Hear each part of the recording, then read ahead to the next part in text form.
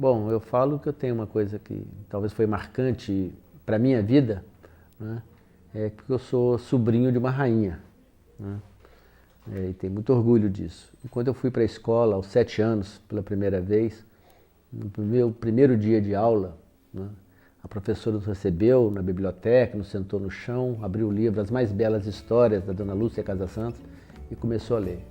Era uma vez num lugar muito distante, havia um rei, uma rainha, coisa e luz, e continuou. Eu levantei a mão e falei, professora, eu tenho uma tia que é rainha. Ela falou assim, fica quieto, meu filho, essa é a história da carochinha, fica quietinho, presta atenção na história. E continuou a história dela. Cada vez que ela falava em rainhas e lá na história, eu levantava a mão, né? Lá pela terceira vez que eu levantei a mão e falei que eu tinha uma tia que era rainha, ela ficou brava. Menino, isso não existe, isso é de mentirinha.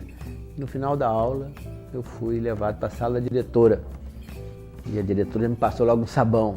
Quer isso, menino? Presta atenção, você quer ir embora dessa escola? Quer ser expulso? Quer que chame sua mãe? Essa tia, ela foi rainha perpétua do Congado, né? E durante 3 meses, de agosto a outubro, todos os domingos, os ternos de Congado, catopês, caboclinhos, marujos, vilões, iam à casa dela, e ela saía, né, com um manto vermelho, a coroa, um cetro, debaixo de uma sombrinha, né, bonita, da ombrela, e saía para os festejos Nossa Senhora do Rosário. Eu fui professor, né, minha vida, quer dizer, eu fiz história, fiz antropologia e tal, e fui dar aula. E aí eu me dei conta, né, em um determinado momento da convivência com essas realidades, com tudo, né, que eu não queria ser mais professor, mas que eu precisava ser educador. E eu comecei a falar sobre isso. E meus companheiros de universidade achavam que era a mesma coisa. Eu falava, não é, é diferente, entendeu? Porque o professor é aquele que ensina, né? E o educador é aquele que aprende. Mais do que ensinar, ele aprende, porque ele só consegue ensinar o que ele aprendeu. Será que é possível, é preciso escola para fazer educação? Ou é possível fazer uma educação, por exemplo, debaixo do pé de manga, né? E eu fui trabalhar em Curvelo, Minas Gerais, e dali que nós começamos a experiência de aprender a fazer uma escola debaixo do pé de manga.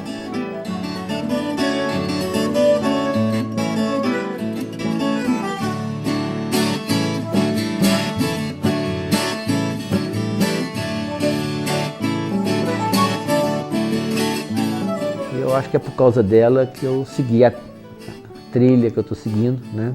Um dia estar correndo o mundo aí, querendo descobrir um pouco de dinastias e realeza nos meninos, nas crianças que, né, não tiveram possibilidade de mostrar, né, a sua realeza nesse país ainda, né?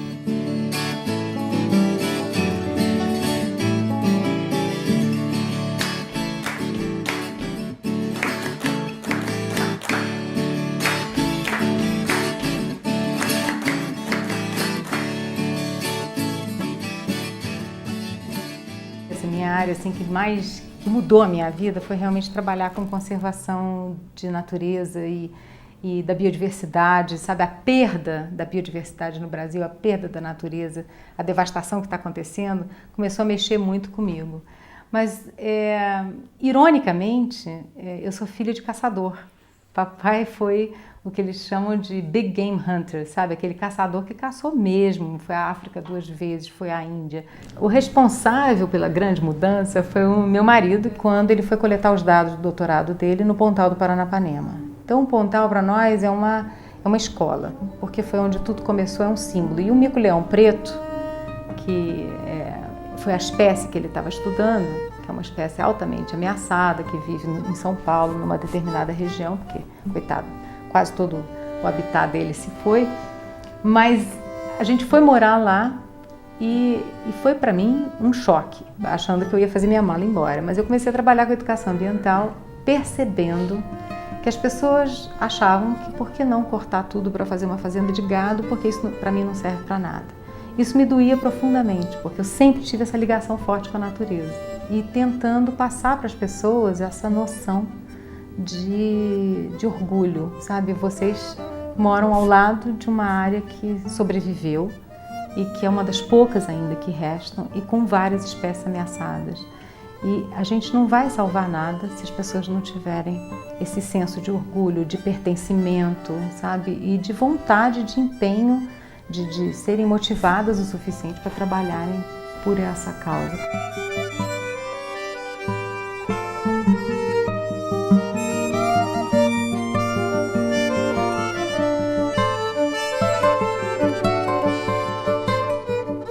Ficar incomodado, ficar angustiado com alguma situação e querer mudar talvez seja um passo decisivo.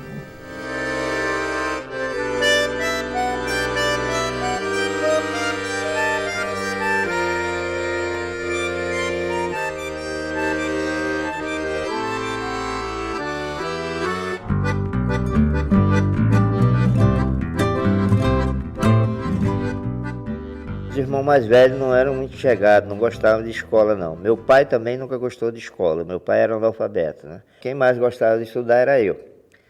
Aí eu fui alfabetizado com minha irmã. Logo depois que eu terminei o primário, veio uma professora recém-formada de Juazeiro lecionar lá nessa escolinha. Mas não foi minha professora, a gente tinha uma relação, e como ela notou que eu gostava de ler, ela me deu um outro livro, que é uma paixão, foi uma paixão esse livro, né? Foi Através do Brasil, né?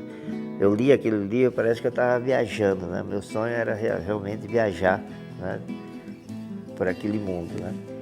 Aí quando eu vim para São Paulo, minha irmã casou, meu cunhado era zelador de prédio na Santa Efigênia com a Rua Aurora, aí eu vim para trabalhar com ele. Aí fui trabalhar de porteiro, de faxineiro, e aí comecei a estudar. E aí já comprava livro, né? Já era sebeiro, né? Passava do sebo. Aí quando foi nessa época, em 2001, 2002, deu o estado e falou, vou criar uma biblioteca lá do Paiaiá, que é o povoado, foi o povoado que eu me criei, né? Ver se o pessoal começa a ler e quando sair daqui não vai enfrentar problemas que eu enfrentei em São Paulo. E melhorar também a qualidade, ou então evitar que essas pessoas, criar uma alternativa para essas pessoas não saírem, ficarem lá trabalhando, mas com uma certa dignidade, né?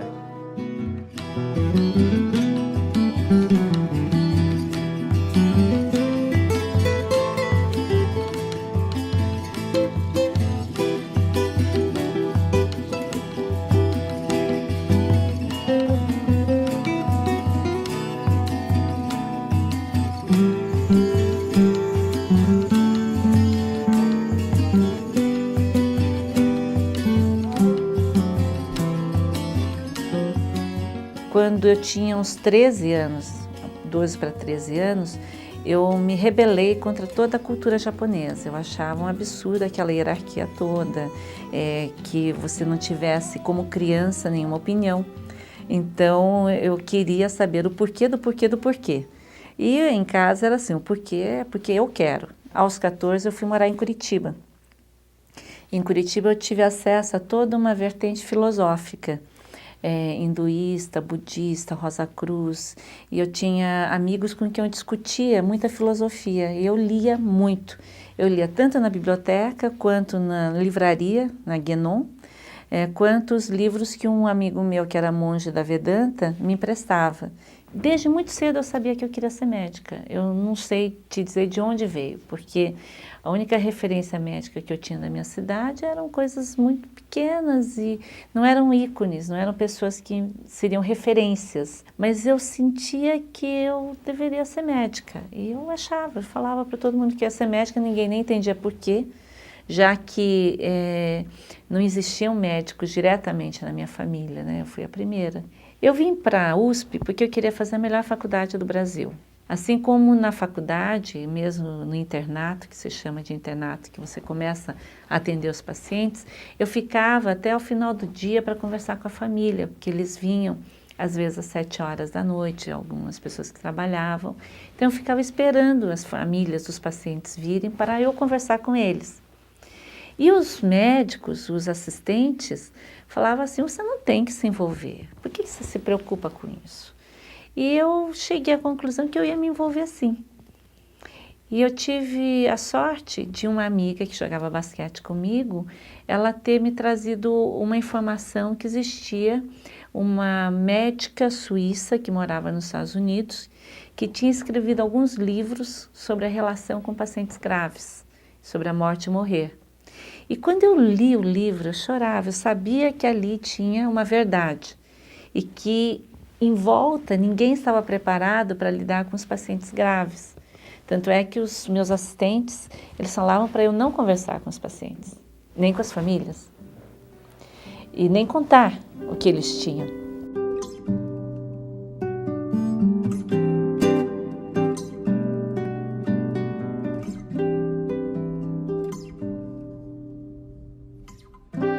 Eu descobri que você pode fazer um trabalho humano onde quer que seja, em qualquer língua, porque o ser humano é o mesmo. As histórias das pessoas são palpáveis, porque é um acervo que ela traz com ela e a partir do qual ela lê o mundo. Então eu entro dentro da história dela para ler o mundo sob a ótica dele ou dela, para tentar ajudar a encontrar os melhores caminhos.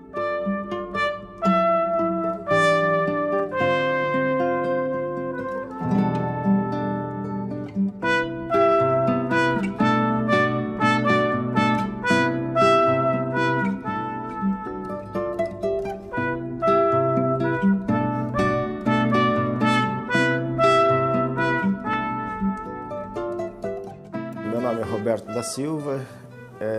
Todos os outros dados da minha biografia são o que eu chamo de dados oficiais, porque eu extraí esses dados de processos judiciais, do juizado de menores principalmente. Depois eu reescrevi essa história, né? Mas os pais moravam em São José dos Campos e com a separação do casal, a mãe veio com os 3 filhos para São Paulo em busca de auxílio de um programa de juizado de menores aqui. Então, nós éramos todos pequenos, um bebê de 6 meses, uma de 1 ano, eu por volta de 2 anos, outra de 4 anos. E até que ela fosse atendida pelo juizado de menores, levou uns 4, 5 meses e com isso ela estava vivendo com as crianças na rua. E quando finalmente ela foi atendida pelo juiz de menores, o juiz entendeu que a família estava tão debilitada e a mãe também tão vulnerável que recomendou a internação dela num hospital psiquiátrico na Vila Mariana e o encaminhamento dos 4 filhos para a FEBEM, aqui em São Paulo.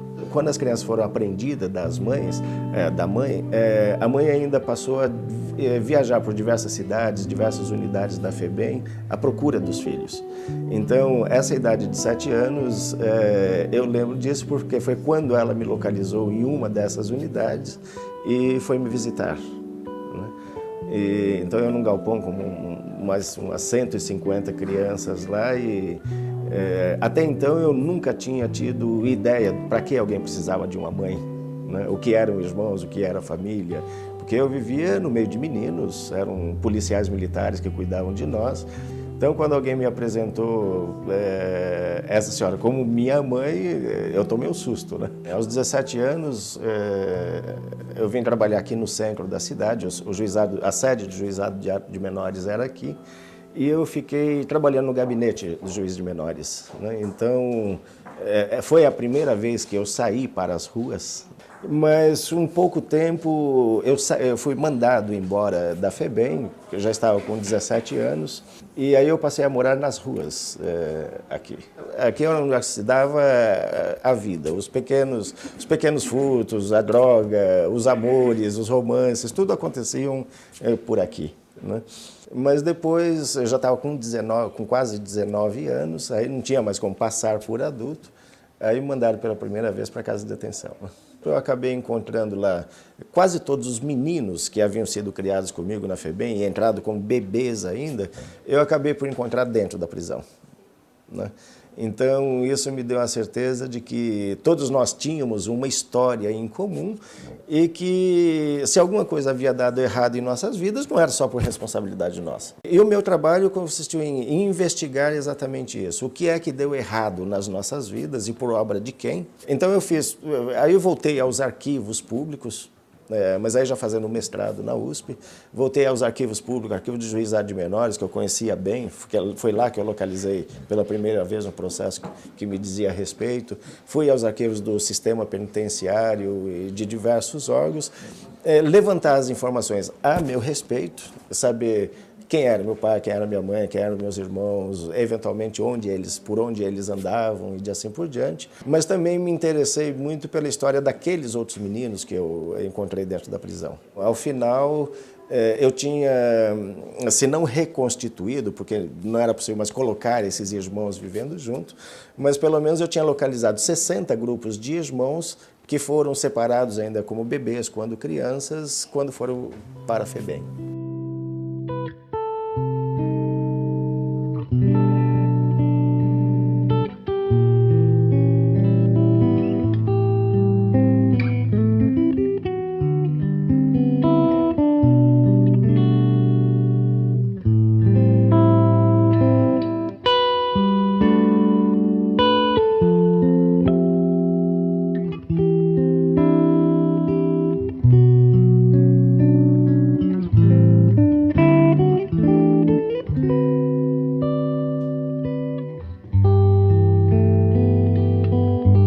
O meu primeiro trabalho foi empregada doméstica, né? Comecei a trabalhar numa casa de família.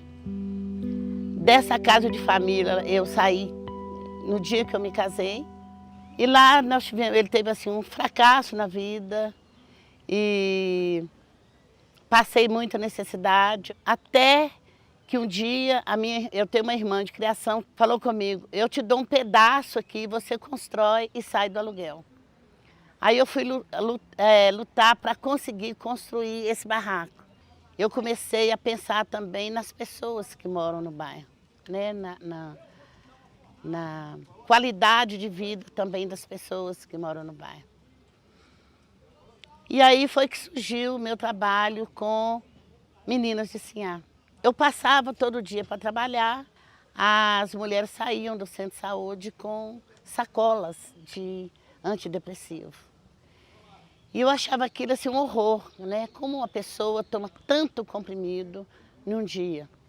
E comecei a brincar com elas.